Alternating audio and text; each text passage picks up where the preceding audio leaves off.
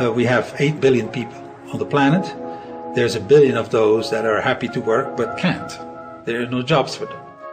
Some would argue that these people are unemployed because they lack skills or because they don't want to work. And that may be true in a few cases, but in the vast majority, that's not the reason why they're impoverished. The reason why they're impoverished is because you have this scarcity of money. The first question I asked is, am I going to be stuck being a janitor forever? And they were like, oh no, there's all kinds of chance for advancement. You could go to calling. We've got data entry. You've got all kinds of computer skills. And then 4 months passed and I addressed it again and got a different story. It was like I had no value. My self-esteem was going down because I can do more than just clean bingo tables and clean toilets.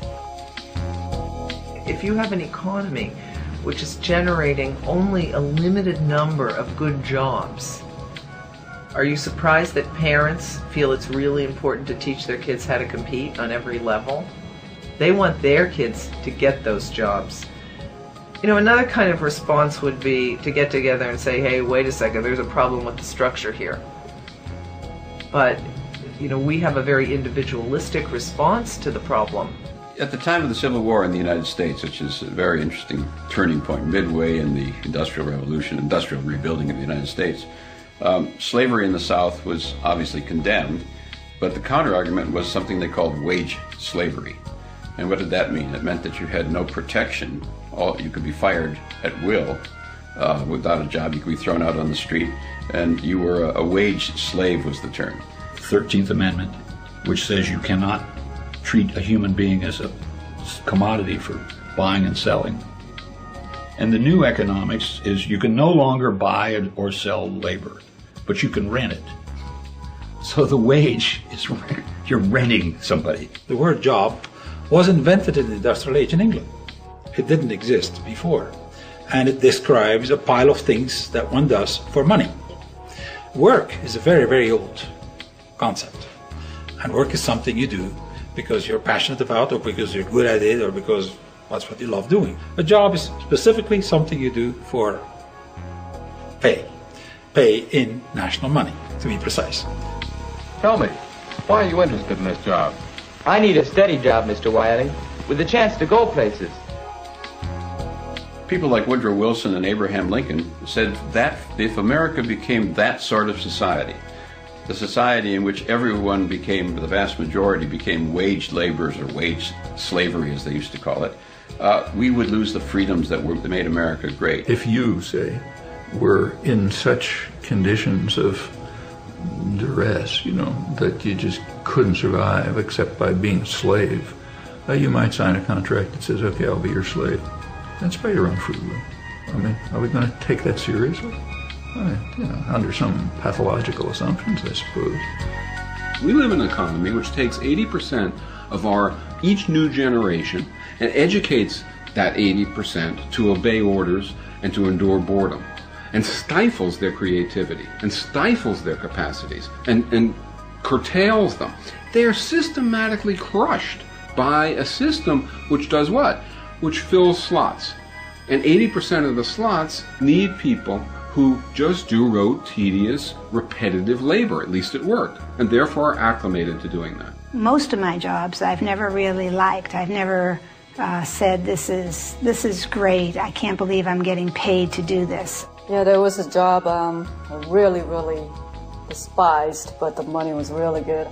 I mean, it wasn't the job that I wanted, you know, and my daily life and my work experience was just not making me happy. I mean, you could say, you know what, this is a terrible job, I don't want to do it. It's a free market, you have total choice to not show up under these terrible conditions. At the same time, if you don't, little problem here, you're not going to eat, and your family isn't going to eat. And that's why people do it.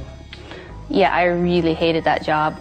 I think many of us nowadays feel the way Charlie Chaplin role modeled long ago, like cogs in wheels, that we're stuck in the machinery of our economy, that we have very little choice. We have to work a 9-to-5 job and watch a little TV and go to bed and do it all over again. I want to have a more rewarding experience, I guess, with life. And based not just to make money and to say, oh, this year I made 10,000 more than last year. I think that this whole idea of a middle class in this country is ridiculous. There's no middle class. There's no such thing as that. You know, they're the working poor too, because their whole lifestyle is financed to death. They have the big, beautiful house, the 2 lovely cars. They're putting their kids through college. But if they get fired from their job, all of that stuff is over. I've always been kind of a cynical person, so I guess to me, doing jobs to just support yourself is just pretty much what life is about. It's that we do the work we do so often simply for the money. Now, since we're all chasing this money around, it utterly patterns our society. So hardly realizing it, they come into their purchasing stage and are off on a wild, non-stop ride.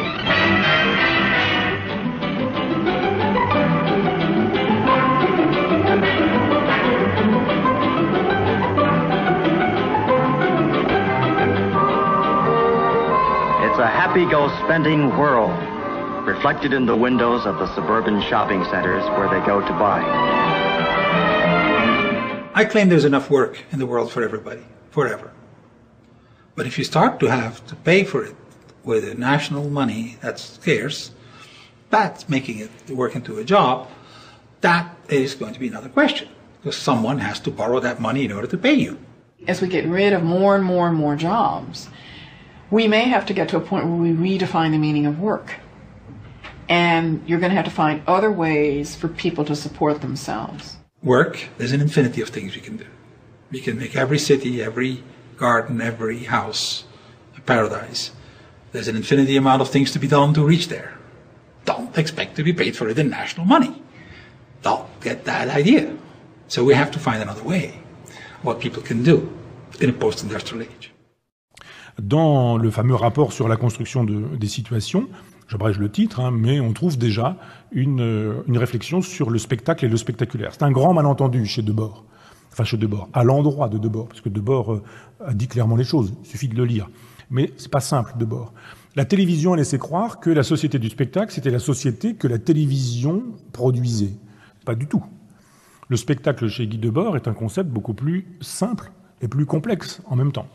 Le spectacle signifie l'aliénation de celui qui se fait le regardeur de sa vie au lieu d'en être l'auteur. Le spectacle, il est là. C'est-à-dire que c'est parce qu'il y a des individus qui jouent un rôle de figurant dans leur vie qu'il y a du spectacle, parce qu'on ne doit pas jouer un rôle de figurant, mais on doit être acteur soi-même de sa propre existence. On assiste à sa vie comme si elle était séparée de nous.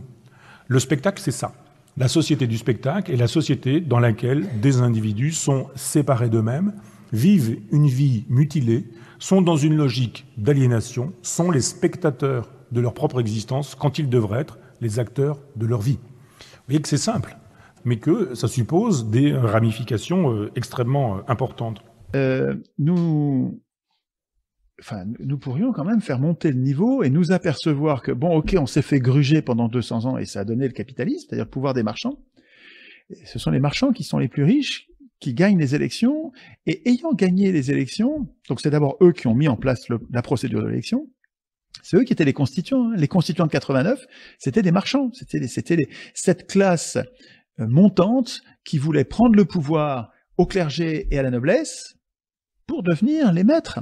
Et ils sont devenus les maîtres en devenant constituants, en établissant, en instituant la procédure de l'élection parmi des candidats qu'on peut aider. Et ça leur a permis d'écrire le droit des marchands, c'est-à-dire la responsabilité limitée dans les entreprises, les sociétés par action anonymes, avec les capitaux anonymes, le salariat avec la subordination totale des travailleurs et finalement la dictature dans l'entreprise, tout ça, toutes ces règles, le droit que nous subissons, qui est le droit des marchands, qui s'appelle le capitalisme, c'est le résultat d'un processus constituant qui n'était pas populaire et de l'élection qui est une procédure antidémocratique. Alors, tout ça n'est pas du tout une fatalité, ça peut changer.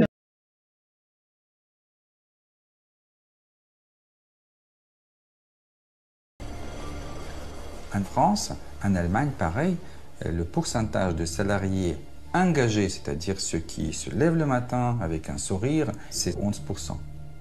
Les salariés qui sont désengagés, c'est-à-dire des gens globalement qui vont au travail pour chercher leur salaire, mais pas pour prendre des initiatives, c'est 61% en France, 58% en Allemagne.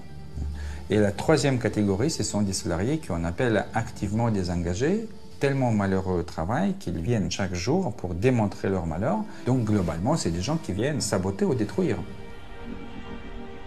La grande question qu'il faut se poser une fois qu'on voit ces chiffres-là, c'est est-ce que ces salariés-là, ils étaient comme ça le premier jour qu'on les a recrutés?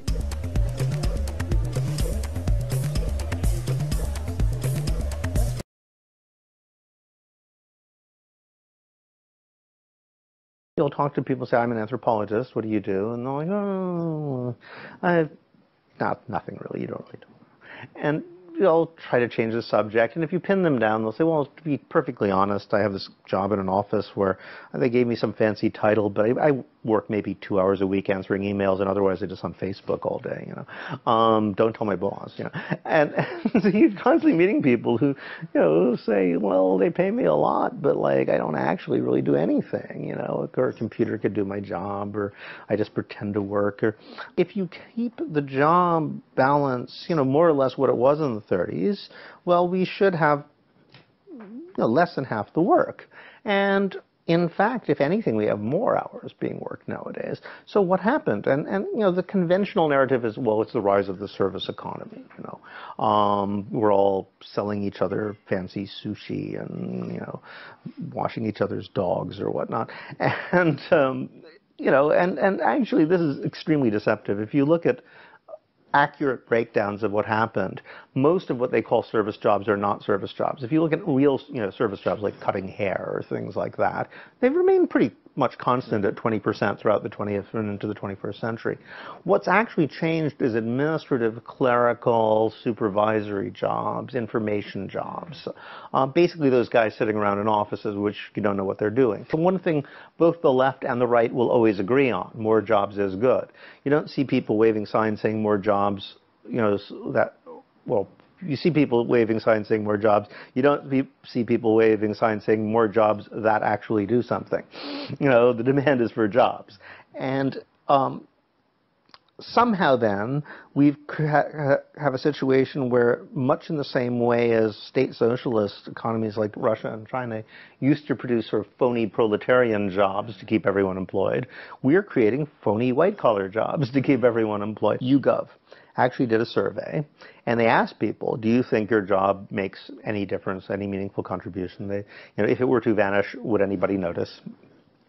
40%, actually, almost 40% said, no, my job makes no difference at all. It was 37, actually, 40% in Holland, where they did another survey. But that was people who were sure. Only 50% were absolutely sure their job actually did something. 13% didn't know.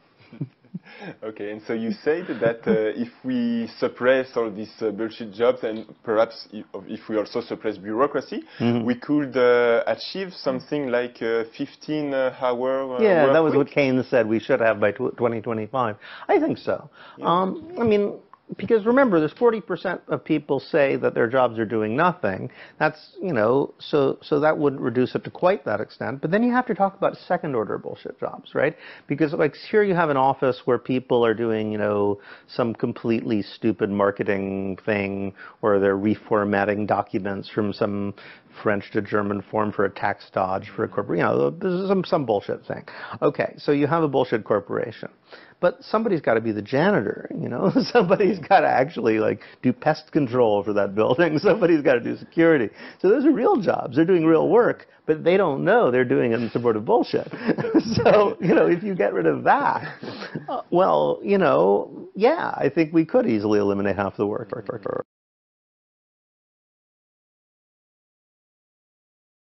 Va prolétariser aussi les consommateurs, parce qu'il va reposer sur la destruction de leur savoir-vivre.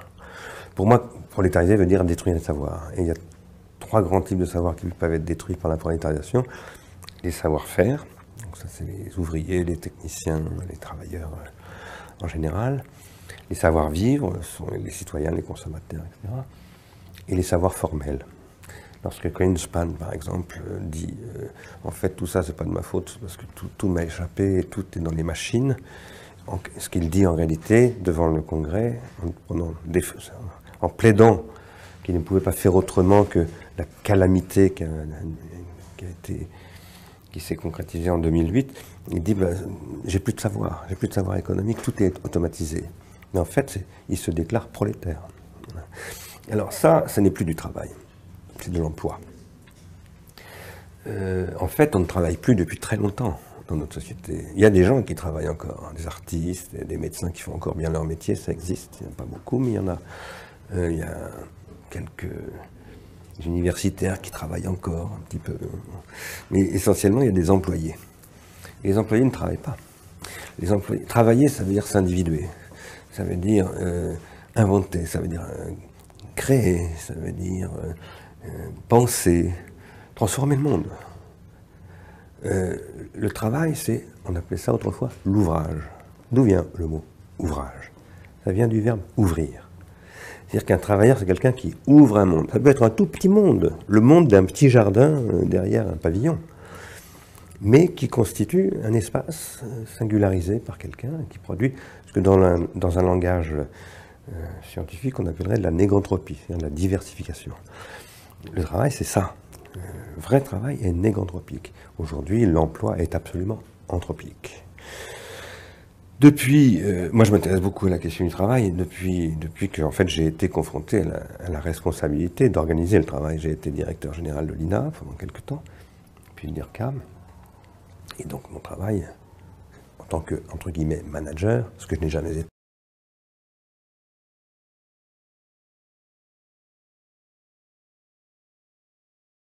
Ce qu'il faut bien comprendre, ce qu'il faut vraiment bien comprendre, c'est que dans le premier cas, on n'a pas affaire à du travail. Il faut arrêter de raconter cette salade, parce que sinon ça amène Rifkin à dire la fin du travail, donc ça permet à Sarkozy de s'emparer de ça pour raconter, on va rester... Non, et c'est la confusion totale. Donc il faut être précis. Ça n'est pas du travail, c'est de l'emploi. C'est pas la même chose. Progressivement, le travail est absorbé par l'emploi. Quand je dis progressivement, je veux dire que ça commence par les ouvriers, travailleurs manuels, parce que ce sont les plus faciles à prolétariser, c'est ce que dit Marx. Hein. Le travail, qu'est-ce que c'est? La prolétarisation, qu'est-ce que c'est? C'est la transformation du travail en emploi, sachant que le travail, c'est du savoir, et que progressivement, avec l'automatisation notamment, ce savoir est incorporé dans les machines, et du coup, il quitte le travailleur, qui du coup n'est plus un travailleur, mais un employé. Voilà. Et ça, c'est vrai. Marx disait ça en 1848, ça commence par les travailleurs manuels, ça se termine, ça touchera ensuite tout le monde. Et alors que Greenspan dit mon savoir, mais j'en ai plus du savoir, il est passé dans le... Il dit la même chose. Et c'est le patron de la Banque fédérale des États-Unis. Donc c'est un prolo qui doit toucher 3 ou 4 millions de dollars par mois. Mais voilà. Et c'est un employé, c'est pas un travailleur. C'est un employé, et cet emploi, alors il faut savoir deux choses importantes, c'est que cet emploi, qui s'appelle aussi le salariat, puisque c'est le nom qu'en général en économie on utilise, le salariat. L'emploi, c'est devenu une obsession, garantir l'emploi, je vais y revenir dans un instant. Pourquoi tout à coup on a parlé non plus seulement de salariat, mais d'emploi? C'est pour une raison macroéconomique dont je vais parler dans un instant. Mais le salariat, c'est ce qui tend à entrer en crise, et ça c'est ce que dit Karl Marx aussi, hein, lorsqu'il parle de la baisse tendancielle du taux de profit. Il dit le problème du capitalisme, c'est que sa solvabilité, en particulier en termes d'investissement, va devenir de plus en plus faible, ce qu'il appelle la baisse tendancielle du taux de profit. Et d'autre part, l'employabilité générale va baisser, c'est-à-dire qu'il va y avoir du chômage et de la surproduction. Ça, c'est une anticipation de Marx à la fin du 19e siècle. Donc ça veut dire quoi? Ça veut dire que vous avez compris maintenant qu'il faut remplir ce vide. Comment on remplit ce vide? Ben, c'est 3 étapes. Ça s'appelle savoir, agir, devenir. Maintenant, la société, la vérité, elle nous éduque à produire. D'accord? La productivité, sois productif, améliore, développe, grandit. Non, en vérité, non. Nous, on n'est pas là pour produire. On est là pour devenir. D'accord? Parce que tu produis, et bien après 35 ans à BNP ou chez Carrefour, tu dis merci beaucoup, au revoir, vous n'êtes plus au niveau des compétences qu'on attend de vous, ciao. Et là, il ne te reste plus qu'à faire un burn-out ou une dépression ou une pendaison. Non, non, non, non, non. J'ai utilisé une fonction productive qui s'appelle le travail pour devenir. J'ai utilisé une opportunité de couple pour devenir un époux. J'ai utilisé une opportunité. Merci beaucoup. Non, c'est celui-là. Bravo. La réactivité du technicien. Je suis choqué. Est-ce que je peux le débaucher aussi? Bon, alors. Donc, c'est quoi l'idée? C'est très, très important. C'est que j'ai compris que le but n'est pas de produire. Le but est de devenir. Maintenant, devenir, ça ne peut pas passer autrement que par l'action. Pourquoi? Parce qu'il y a un phénomène qui s'appelle l'expérience. Dans ce phénomène, on a dit que je dois appliquer l'existence. Existence, c'est être à l'extérieur. Maintenant, quand dans un espace d'expérience, je vais développer l'existence, la résonance de l'existence dans l'expérience s'appelle la maturité. Vous me suivez ou non? J'ai une épreuve par rapport à l'honnêteté. Je connais le principe de l'honnêteté. J'ai une épreuve par rapport à l'honnêteté. Quand je vais être honnête, en vérité, je vais devenir ce que je suis censé être. Je suis passé à l'honnêteté culturelle, à l'honnêteté nature. C'est pareil, on est marié. On est marié. T'es marié, je suis marié. On est marié. À la synagogue, à l'église, on est marié. Ok. Après, les nerfs, les stress, les mal-être, les peurs, le loyer, l'angoisse, le caractère, le physique, l'intimité, en fait, ce sont des exercices de mariage. En fait, je deviens marié par le mariage. Maintenant, quand vous voyez des gens qu'après 30 ans de mariage, ils se lèvent un matin et disent écoute, c'est fini, je ne ressens plus rien. Je dis mais c'est pas possible. C'est pas possible qu'en 30 ans, on ne s'est pas marié. Et l'inverse, les gens ils disent le contraire. Ils disent mais Rabbi Chetri, je comprends pas, mais ça fait quand même 30 ans. Je dis tu sais, si je mets cette bouteille sur cette table pendant 30 ans, elle ne va pas faire des petites badois. Pourquoi? Parce qu'il ne faut pas confondre cohabiter et coexister. Maintenant, quand j'ai coexisté, ça veut dire que j'ai changé pour toi, tu as changé pour moi. Donc toi, tu as été une opportunité pour moi de devenir un époux. Comme moi, j'ai été une opportunité pour toi de devenir une épouse. Nos enfants, ils ont été une opportunité pour nous de devenir des parents. Mais pour devenir parents, c'est pas quand on s'occupe de nos enfants une fois par an. C'est tous les jours 24-24. Maintenant, quand tu t'occupes de tes enfants 24-24, tes enfants deviennent une opportunité de devenir parents. Maintenant, tu peux pratiquer la parentalité en rentrant à la maison, en payant le loyer, en faisant les devoirs, en tirant l'oreille, en disant je suis fier de toi, mais ne rien travailler personnellement. Vous me suivez ou non? Donc là aussi, tu vas cohabiter avec tes enfants. Tu peux cohabiter avec ton travail. Tu peux même cohabiter avec ton corps. Tu peux même cohabiter avec la maladie. La preuve, tu es diabétique, tu manges du bonbon en cachette. Mais t'es nul ou quoi? Oh écoute, ça va, il me saoule, le truc, la dose, ainsi de suite. Mais t'as pas compris que les gens qui abusent de la matérialité représente le sucre, ouais, et le foie représente la foi. Donc tu vois bien que les déséquilibres de la foi viennent de l'abus de matérialité. Maintenant, comme toi, tu n'as pas géré ton abus de matérialité, parce que tu n'as pas su te fixer une ligne, on a été obligé de te fixer une ligne à ton insu. Ça s'appelle l'insuline. D'accord. Donc c'est quoi l'idée? C'est qu'à chaque fois que tu ne veux pas être responsable de ta réalité, on t'impose une réalité. Comme quand tu prends le sens interdit, c'est comme si tu as dit aux flics, arrêtez-moi. Quand tu prends l'excès de vitesse, ne dis pas, oh comment ça se fait qu'on m'a attrapé. Tu devrais dire, mais comment ça se fait que j'ai mis la vie des autres en danger? Maintenant, tant que tu es dans cette logique-là, d'étranger de ta vie, de gamin, d'enfant, de réaction infantile, que ça soit avec ton corps, avec l'autre, avec Dieu, avec la réalité, tu ne peux pas évoluer. Puisque tu n'as toujours pas compris que la vie, c'est une opportunité de devenir. C'est pour ça que le livre, il s'appelle Une invitation à être. C'est pas parce que c'est joli. C'est parce que la personne, elle doit se donner les moyens d'être. Parce que le pire qui peut arriver dans la vie, c'est quoi? C'est de jamais avoir été soi-même. Imagine, tu meurs, juste avant de mourir, tu te retournes. Tu dis, en fin de compte, ma femme, elle n'est pas épanouie. Mes enfants, ils ne sont pas construits. Mes dettes ne sont pas payées. Mes parents, j'ai jamais pu dialoguer avec eux. Le bon Dieu, toute ma vie, je me suis posé la question, oui, non, oui, non, oui, non. Mais t'es con, quoi. Mais c'est ça, c'est Owen. Un CON, c'est les gens qui attendent le dernier moment pour se poser les vraies questions. Ce qu'on appelle le phénomène du dentifrice. C'est-à-dire qu'il faut appuyer dessus pour que ça sorte. Surtout les gens qui sont restés longtemps avec la gueule ouverte. Du coup, ça a séché. Ouais, il faut appuyer fort pour que ça sorte. Et le jour où ça sort, ils en mettent partout. Parce que moi, faut pas me pousser à bout, moi. Moi, tu me pousses à bout, je casse tout. Écoute, mon amour, ce que je voudrais, c'est que tu l'ouvres et tu la fermes à bon escient, avec un rythme existentiel équilibré qu'on appelle la sérénité. La zen attitude. Mais toi, tu peux pas, toi. Parce que comme tu gères pas le gars à l'intérieur, le nerveux, la souffrance, la tyrannie, les nerfs, alors tu es tout le temps pris dans des sentiments controversés. Nous, on appelle ça le mauvais penchant. Ouais. L'autre, il appelle la névrose mal gérée. Ça change rien. Bah oui. Donc c'est quoi l'idée? C'est que si moi, j'ai pas construit un moi assez fort pour remplir mon espace intérieur et être en maîtrise de mon flux existentiel, le vrai problème, c'est que je vais pas vivre ma vie. Ne la vivant pas, donc je vais pas devenir la personne que je suis censé être. Et comme la joie, c'est la satisfaction d'être, donc je n'ai pas la satisfaction d'être. Quand je n'ai pas la satisfaction d'être, eh ben je suis pas joyeux. Quand je suis pas joyeux, je suis triste. Quand je suis triste, j'ai deux solutions. Soit je me remets en cause, soit je légitimise. Si je légitimise ma tristesse, les trois quarts des autres, qu'est-ce qu'ils font? Ils accusent l'autre de leur tristesse. Alors qu'en vérité, la tristesse, c'est un rapport immature avec une réalité. Et le bonheur, c'est quoi? C'est un rapport mature avec une réalité. Maintenant, que ta réalité soit belle ou soit moche, quand tu l'assumes, elle devient bonheur.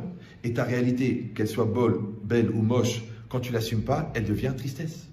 Puisque la tristesse, oui, c'est le rapport immature que tu entretiens avec la réalité. Moi, les gens me disent, mais pourquoi vous faites jamais la gueule? Je dis, parce que j'ai pas le temps.